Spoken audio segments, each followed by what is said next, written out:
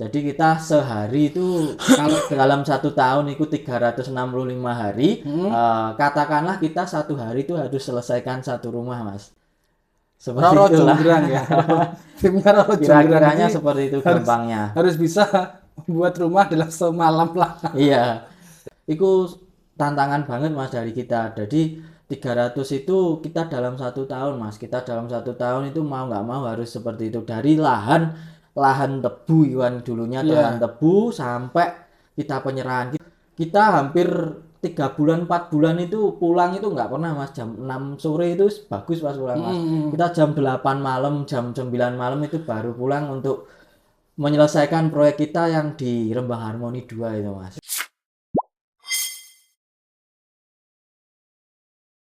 Halo semua, kembali lagi di podcast Nda Jaya Property. Nanti kita akan membahas episode selanjutnya yang mengenai tentang proyek yang kemarin, yaitu tentang pimpinan atau perjalanan dari awal, kemudian di marketing. Hari ini kita akan membahas tim lapangan, yaitu tim proyek, dan hari ini kita akan menghadirkan sosok penting di proyek Nda Jaya Property, yaitu kita sambut aja langsung Mas Nazar sebagai pimpinan manajer proyek ya Mas ya. Iya, ya Mas. Gimana kabar hari ini Mas? Baik Mas, alhamdulillah. Oke, alhamdulillah ya. Banyak yang penasaran seperti apa sih kerja tim proyek sehari-hari? Apa saja yang ada di lapangan? Terus bagaimana proyek Nda Jaya Property bisa berkembang sampai saat ini sudah 11 tahun ya Mas ya? Iya, 11 Hampir tahun. 12. Dan hari ini kita akan cari tahu langsung dari jawabannya Mas Nazar. Iya, siap Mas. Langsung saja ya Mas. Selama menjadi manajer proyek, seperti apa sih perjalanan 11 tahun Nda Jaya Property? Kisahnya seperti apa? Menurut Mas Nazar dari tim proyek itu gimana? Oke. Ini kita ceritakan dulu untuk awal mulanya Mas ya. Ya. Mungkin saya di sini kan umur PT kan 11 tahun nih Mas. Tapi untuk saya sendiri jujur saya masuk di sini di tahun 2017, mungkin kira-kira di 9 tahunan atau 8 tahun 9 tahun lah ya dari kemarin. Dan awal mula Jaya Property ini kalau bisa kita tarik, kita sebelum ini di 9 tahun yang lalu, tepatnya di 2017, kita itu lebih fokusnya itu emang dasarnya kita ini kontraktor Mas. Jadi kan Jaya ya. Property itu sendiri kan develop dan kontraktor. Tapi kalau di tahun-tahun awal aku masuk itu dulu, di tahun 2017-an itu masih fokusnya ke kontraktor. Kita pembangunan untuk rumah-rumah subsidi yang ada di sekitaran Kediri ini. Dan beranjak ke tahun 2018-19 itu kita mulai mengembangkan proyek-proyek sendiri Mas. Jadi kita kerjakan dulunya kontraktor sama ada beberapa perumahan itu yang komersil. Jadi yang kita cuma membangun komersil dan juga subsidi. Tapi seiringnya berjalannya ini sekarang sudah sebesar ini dan kita sudah punya produk subsidi ini Mas. Ya, udah 11 tahun, hampir 12, sudah banyak proyek yang dikerjakan Nda Jaya Property ini ya Mas ya? Ya, benar Mas. Oke. Menurut Mas Nazar nih seperti apa sih peran developer untuk tim proyek dan juga mungkin untuk warga sekitar dari Nda Jaya Property ini? Oke. Untuk tim proyek sendiri kan ini masuk di tim support ya Mas ya. Kita kan pembangunan di lapangan lah Mas ya, untuk kontraktor pembangunan di lapangannya itu. Peran develop ini sungguh bagus Mas, karena di sisi lain di saya sebagai manajer pun saya kan punya tim tuh Mas. Punya tim, banyak tim yang di lapangan, ada 19 orang itu timku yang 19 orang. ya, 19 orang di lapangan. Berapa karyawannya ini 19? Ini hampir mengakomodir 50% dari PT Daha ini sendiri Mas. Itu banyaknya di lapangan Mas. Kita support di lapangan, itu pun sudah banyak manfaat. Di sisi lain develop ini juga memberikan lapangan pekerjaan dibagi kita, kami tim proyek sendiri juga. Di sisi lain juga mengangkat ekonomi untuk pekerja-pekerja yang di lapangan Mas.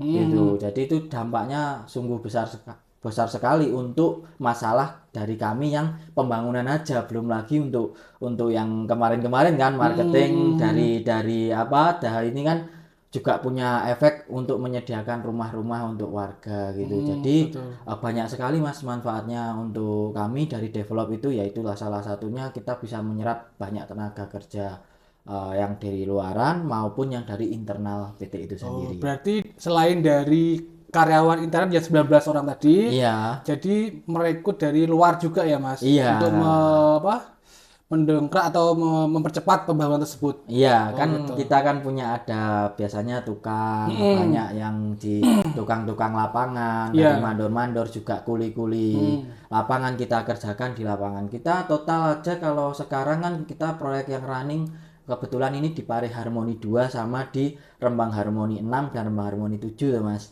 Iya, Itu yang aja baru bisa buka itu menyerap ya. kalau nggak salah itu dari Pare aja hampir 100 sekian orang. Itu eksternal. Ya, eksternal aja. Itu 120-an lah Mas untuk pekerja di Rembang 6 dan Iya. 7 itu sekitaran 150-an itu sudah mingguannya berapa Mas kalau itu kan itu sudah banyak lah Pare untuk 2 100, Pare 100 lebihan lah ya. Kalau Rembang Harmoni 6 dan Rembang Harmoni 7 itu ada 150-an lah Mas.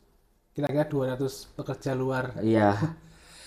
Wah, banyak sekali Mas. Ini dari pegawai eksternal. Mungkin ada kendala nih Mas, boleh diceritakan bisa membangun mungkin kan dari Daja Putri kan sudah 11 tahun nih ya. Udah banyak unit yang dibangun. Nah, kendala apa sih yang dialami dari Daja Property setelah membangun 1000 rumah dari tim proyek tersebut itu kendalanya apa Mas? Kita selama saya di sini Mas ya, kita tarik lagi lah ke belakang Mas untuk flashbacknya ya. Dari 2017, dari 2018 sekian itu kendalanya itu selalu berganti Mas. Jadi aku dulu di 2017 dan 19, 18, 19 itu mungkin karena PT ini masih sayapnya belum selebar sekarang ya Mas ya. Iya, betul. Itu kendala utamanya kita itu di pencarian material Mas. Oh iya ya. Gitu. Jadi untuk beberapa orang sama kita cari-cari pekerja itu agak sulit Mas. Kan mungkin trustnya ke kita kan belum ada gitu ya. Mungkin kendala material sama SDM-nya juga itu masih kurang. Dan untuk berjalan seiring berjalannya waktu karena orang-orangnya mulai bertambah itu kendalanya mulai lebih rinci lagi Mas. Mungkin lebih ke sistem kerjanya. Nanti kan karena terlalu lebih banyak orang kan malah ngaturnya lebih ngaturnya sulit lah, malah Mas. sulit, Iya, betul. jadi Kebanyakan. sistem kerjanya yang lebih jadi kendala dan juga nanti kalau kita memasuki seperti yang Saman bilang tadi 1000 rumah ya kita memasuki di akhir tahun ini kan kendala cuaca juga. Iya, hari-hari musim hujan. Hari-hari hujan Mas ini seminggu kebelakangan ini dan juga untuk informasi aja Mas untuk tahun kemarin kita target dari PT dari proyek sendiri itu kita 400 unit terbangun Mas dan kita kemarin itu 98% target Mas dari kita di angka 389 Mas gitu. Jadi kita sehari itu kalau dalam satu tahun itu 365 hari, katakanlah kita satu hari itu harus selesaikan satu rumah Mas. Seperti Roro itulah. Jonggrang ya. Timnya Roro Jonggrang. Kira-kiranya Jadi seperti itu gampangnya. harus bisa buat rumah dalam semalam lah. Iya. Ibaratnya seperti itu ya. Oke, baik. Bagaimana tim proyek mengatasi agar kualitasnya tetap terjaga di musim yang seperti ini dan juga mungkin materialnya kita juga kadang-kadang kesulitan ngambilnya di mana kehabisan itu Mas, cara ngatasinya gimana biar tetap kalau untuk yang pertama untuk material dulu aja Mas ya tak jawab ya. Kalau untuk material mungkin kita sekarang itu kita banyak substitusional Mas. Jadi substitusi dari kita nggak cuma satu pintu. Jadi kita banyak satu barang itu biasanya beberapa distributor itu juga pegang. Jadi nanti kalau di stok distributor A mungkin habis kita bisa untuk substitusi di bahan lain. Itu kalau untuk masalah keterlambatan material. Kalau yang kedua untuk masalah apa tadi? Sorry Mas. Untuk kualitas ya kan untuk kualitas mungkin itu kita tingkatkan lagi Mas. Jadi itu lebih ke sistem dan SDM internal kita Mas. Kita sendiri kan juga di tim proyek ada tim teknis perencanaan, ada tim nanti QC atau QC. quality control dan juga ada tim pelaksana dan gudang yang ada di lapangan Mas. Jadi kita matangkan aja di QC-nya itu sendiri agar kualitas kita tetap terjaga Mas. Kalau untuk masalah yang terakhir tadi, untuk masalah kendala cuaca, itu ya wallahu alam Mas. Iya Kalau sih. cuaca kan itu kan kita ya pinter-pinter planning kita aja, dan juga kita sempatkan kalau nanti cuacanya pas bagus ya setengah hari itu kita kejar Mas. Kalau biasanya kan itu kalau tim proyek itu harus mengerjakan blok ini dulu atau ini dulu atau semuanya gitu Mas biasanya kalau di perumahan.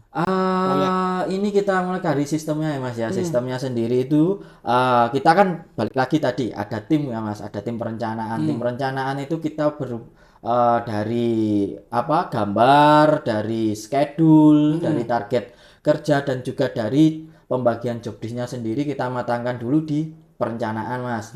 Lalu untuk pembangunan sendiri biasanya kita ada target tersendiri kayak tadi bilang untuk tahun 2024. Kemarin kita kan targetnya 400 rumah nih Mas.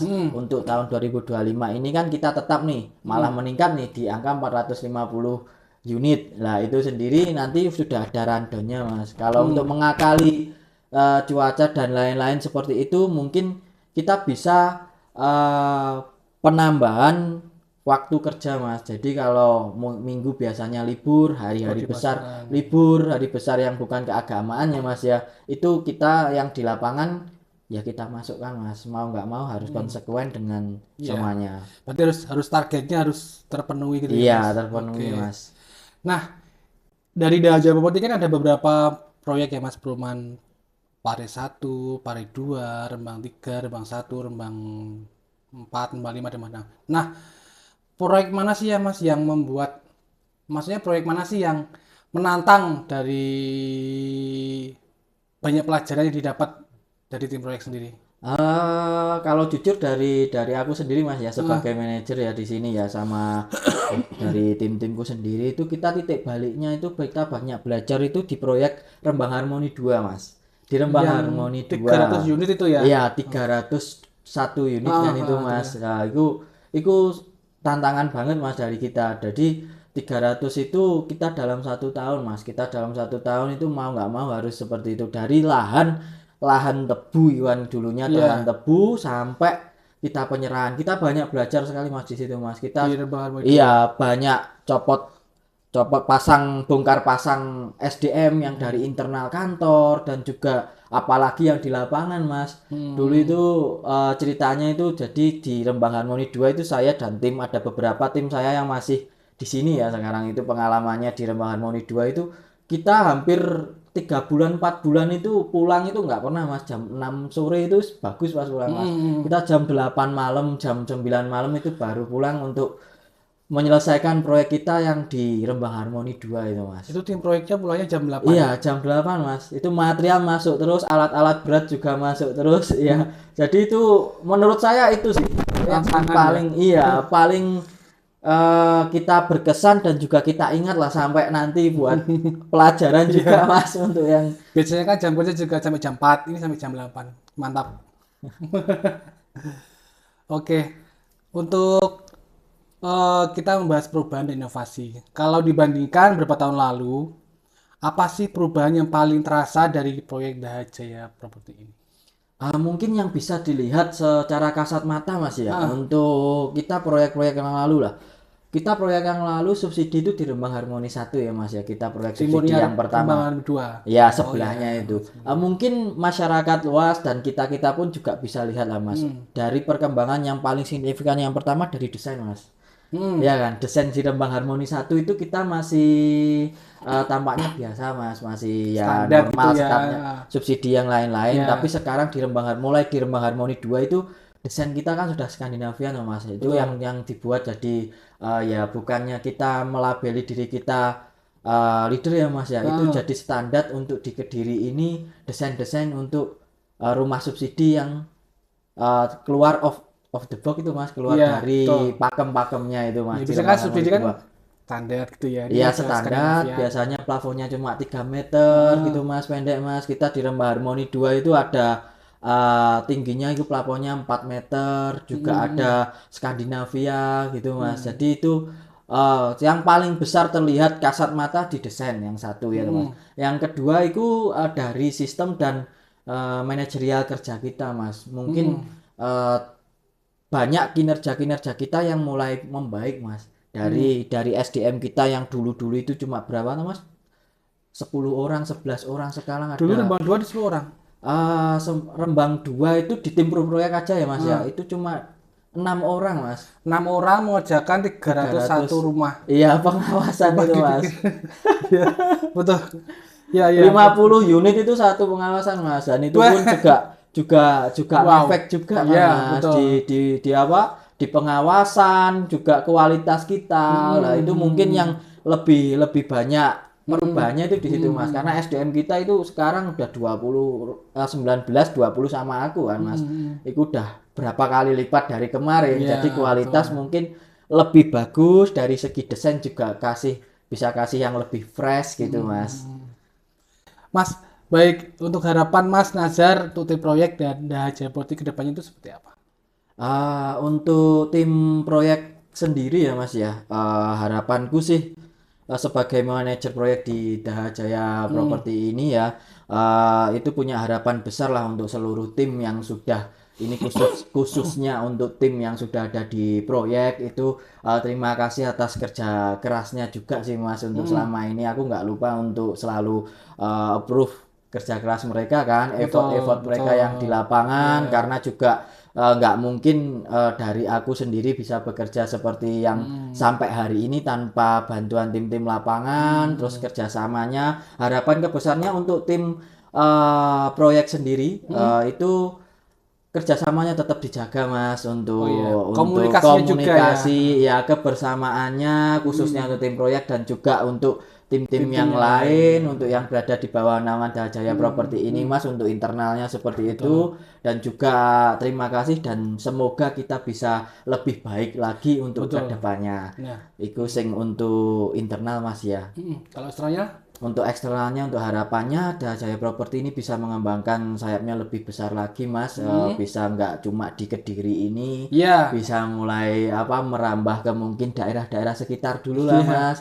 Betul. Dan terus memberi manfaat untuk masyarakat sekitar dan menyediakan hunian yang layak dan juga bisa terjangkau untuk orang-orang sekitar Mas. Berpenghasilan rendah ya, seperti tagline kita kan Mas. Daha Jaya Properti punya rumah itu mudah. Iya. Betul. Baik, terima kasih Mas Nazar sudah hadir di sini, sudah berbagi cerita dan insight-nya sangat menarik sekali. Dan dari obrolan ini kita juga bisa tahu bagaimana pembangunan atau perkembangan dari Daha Jaya Properti dari tahun ke tahun. Dan ada inovasi juga, ada kerjasama yang harus dibangun dari Daha Jaya Properti ini.